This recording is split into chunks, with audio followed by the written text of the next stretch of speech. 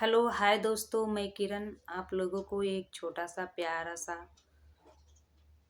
शिव भक्ति भजन गीत सुनाने जा रही हूँ। अच्छा लगे तो लाइक करें, सब्सक्राइब करें और शेयर करें और कमेंट करें दोस्तों। प्यारा प्यारा।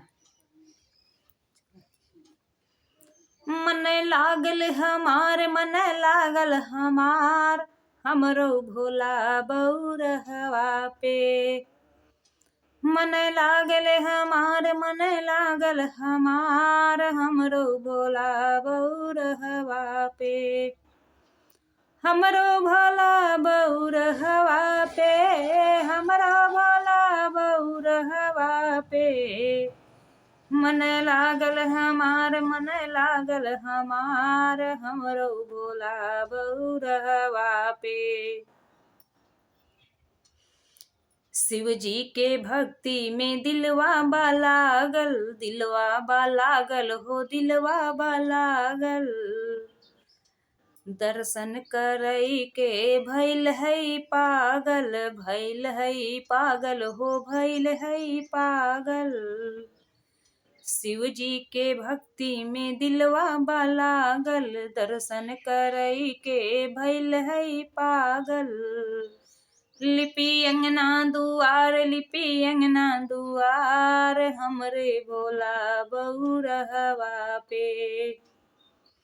हमरो भोला बउरहवा पे, हमरो भोला बउरहवा पे। मन लागल हमार, मन लागल हमार, हमरो भोला बउरहवा पे।